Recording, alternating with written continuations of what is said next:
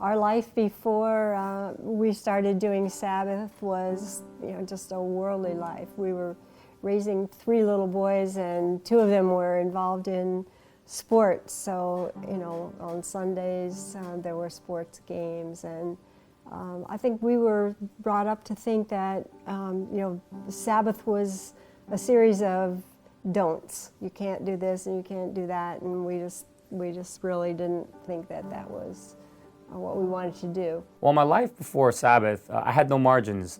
Life was really difficult, and when you don't have any margins, you often struggle quite a bit in life, and ministry becomes your master, and God should be your master, not ministry.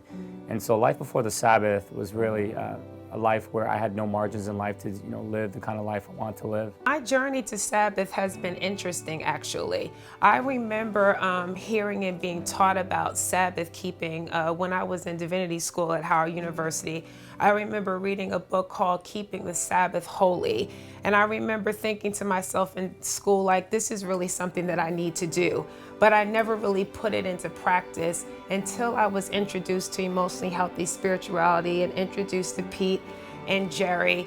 And so they really highlighted the fact that Sabbath keeping and Sabbath rest was so vitally important to our health, emotionally and spiritually. Well, I never really took the Sabbath seriously until I read Pete's book, Emotionally Healthy Spirituality, and I just saw the importance of it. I always knew you should take a Sabbath, but for me it was always an optional thing. When I realized that not observing a Sabbath was pretty much the same as logging onto a pornographic website and masturbating, because they're both sin, I realized how important that was and how I had to observe it. And so it was, once that happened, I realized that for me, it's a non-negotiable. I do it every Monday. It's my Sabbath, my time with the Lord, to rest, to do things that I enjoy, so that I can, just continue to just enjoy life. Yeah. So typically a Sabbath, we start at 6 o'clock, and we'll light a candle, or we'll light our little oil lamp we brought back from Israel.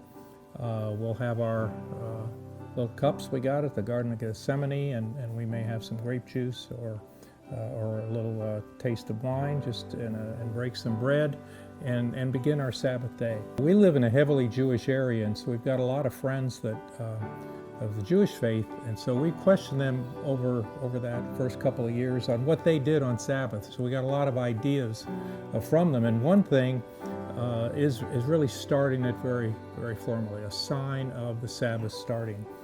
Often our son Kevin will come down wearing his Sabbath t-shirt about 5 minutes to 6, so we know it's good, the time is coming. And I think it's impacted our marriage in that we just feel that we can look forward to together, just being together on Sunday and on our Sabbath, and just use that as a time to do things that we enjoy to do together. It's our kind of together time. Since practicing Sabbath keeping, my life has been absolutely wonderful. I'm more present. I am more self-aware.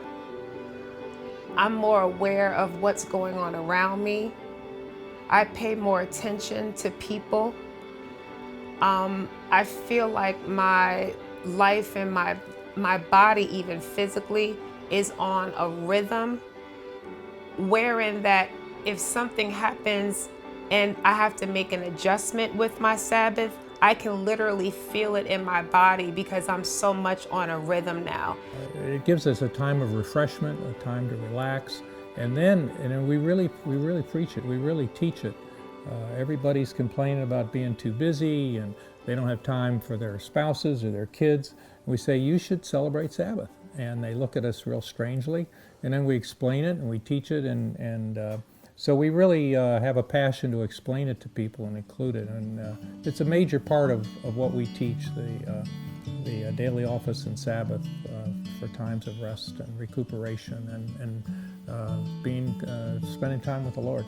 Sabbath keeping has impacted my marriage in a wonderful way, simply because I realized that my marriage, my ministry to my wife, and my relationship with my wife is more important than any relationship I have in the church. Sabbath keeping has really impacted my leadership in a sense where I feel good about people following me, in a way where I don't feel like I'm a hypocrite. I know that I'm resting, and because of that, I can lead out of a better place. I feel like my decision making is a lot sharper because I feel like I'm more connected and more in tune with God. That's important for me. And most of all, I think just living as an example. I think leadership is the crux of leadership isn't just what you say and how you say it, but it's how you live it. And to know that I rest and I have margins for life really I think is an example of leadership.